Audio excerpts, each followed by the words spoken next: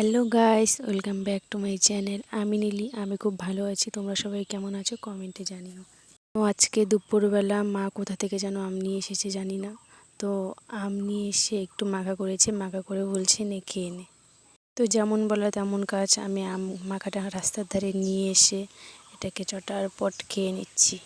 Guys, এখানে যে প্রচণ্ড হাওয়া দিচ্ছিল সেটা তোমাদেরকে বলে বোঝাতে পারবো না। আম মাখার সঙ্গে এত সুন্দর হাওয়া, উফ! ঝাল মিষ্টি টক সব মিশিয়ে যেমনটা হয় ঠিক তেমনটা হয়েছিল। আর আমি এখানে রাক্ষসের মতো খেয়েই চলেছি। আর প্রচণ্ড টেস্টি হয়েছিল আম মাখাটা। রাস্তার ধারে বসে থাকার যে কারণটা সেটা তোমরা নিজেই দেখে নাও। প্রচণ্ড হাওয়া দিচ্ছিল, এখন একটু কম লাগছে। আর আজকের ওয়েদারটা ঠিক এইরকম। আর এখানে আমাদের বাড়ির সামনে যে ভুট্টোর জমিটা ছিল, তো তারা ভুট্টোগুলো ছিঁড়ে নিয়ে গেছে। এখানে দেখো জমির অবস্থা এখন। শুধু জমির অবস্থা বললেও ভুল হবে, রাস্তার অবস্থা দেখো, ওই দূরে জল জমে আছে। তোমরা দেখতে পাচ্ছ কিনা আমি বুঝতে পারছি না, কিন্তু ওই দিকটায় এত রৌদ্র দেওয়ার পরেও জল এখনও কমছেই না। থেকে বড় ব্যাপার হলো এই 2-3 দিন ধরে বৃষ্টি দেওয়ার পরে এরকম একটা রৌদ্র দিয়েছে, তার সঙ্গে এরকম একটা হাওয়া। সবই ঠিক আছে, কিন্তু কয়েকদিন আগেও মনে হচ্ছিল সাদা ফুল গাছগুলোর মধ্যে অঝোর ফুল ফুটেছিল। এখন সেই আগের তুলনায় অনেকটা ফুল কমে গিয়েছে এই বৃষ্টির কারণে। আমি যেখানে বসে বসে ভিডিও বানাই সেই এই গাছটার নিচে, এটাকে পাকুড় গাছ বলে। আর এটা নিচে একটা মাচা আছে, সেখানে বসে বসে আমি ভিডিও করি।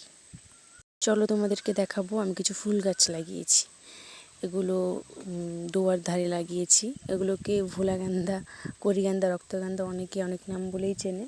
মানে গাছগুলো একই দেখতে হয়, ফুলগুলো আলাদা ফোটে। জানি না এগুলো কি ফুল হবে, আমি নতুন লাগিয়েছি। তো এখন আমি যাব স্নান করতে। তো স্নান করে এসে তোমাদের সঙ্গে দেখা হচ্ছে। তো গাইস, তোমাদের সঙ্গে একটা জিনিস শেয়ার করব। একটা কাঠগোলাপ গাছ বুনো এনে লাগিয়েছিল। কদিন আগেই দেখেছি একটা কড়ি ছিল, তো এখন দেখি নেই। আমি তো পুরো ভয় পেয়ে গিয়েছিলাম যে ফুলটা কোথায় গেল, বা ফুলও ফোটেনি, কড়িও নেই, কী ব্যাপার। তারপরে দেখি না, ফুলটা ফুটে বৃষ্টির কারণে হয়তো সেটা ঝরে নিচে পড়ে আছে। আমাদের এই বাগানে অনেক ধরনের ফুল আছে। এগুলোকে সাদা জবা বলে, অনেকে ঘিয়া জবা বলেও চিনে থাকে। চলো তোমাদেরকে সামনে থেকে দেখাবো। জুম করছি, হয়তো বোঝা যাচ্ছে না, তো একটু সামনে থেকে দেখাবো। চলো, এই দেখো, অনেক ভালো লাগে। ওই সাইডটা আরও আছে, কিন্তু জঙ্গলের কারণে আমি যেতে পারবো না। তারপর আমি এখানে স্নান করে চলে এসেছি। যেহেতু ফুলটা পেয়েছি, সে আমার কি আনন্দ! ফুলটা কানে গুঁজে পুরো হেসেই চলেছি। এখন আমি মাচাটার ওইখানে যাব, একটু বসবো, কারণ ওইটাই আমার ঠিকানা। মানে ওইটাকে বাড়ি বলতে পারো, আমি সারাদিনটা ওইখানটাই থাকি। তো চলো এখনও ওইখানে যাওয়া যাক। আর আমার ক্যামেরাটার মধ্যে কিছু একটা হয়েছে, প্রচণ্ড ঘোলা আসছে দেখতে।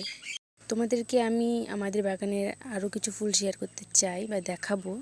তো চলো, এই যে অনেক ফুল আছে, সেগুলো দেখাতে পারবো না, প্রচুর জঙ্গল হয়ে গেছে। জঙ্গলগুলো যদি পরিষ্কার করা হয় তো নেক্সট কোনো একটা ব্লগে তোমাদেরকে দেখিয়ে দেবো। ফুলগুলো দেখতেও ভালো লাগে, এমনকি পুজো দিতেও ভালো লাগে। আর কয়েকদিন ধরে দেখতে পাচ্ছি এক ধরনের ফুল ফুটেছে। এটা কী ফুল তোমরা যদি কেউ জেনে থাকো কমেন্টে জানিও। তো দেখা হচ্ছে নেক্সট ব্লগে, ততক্ষণে টাটা, বাই।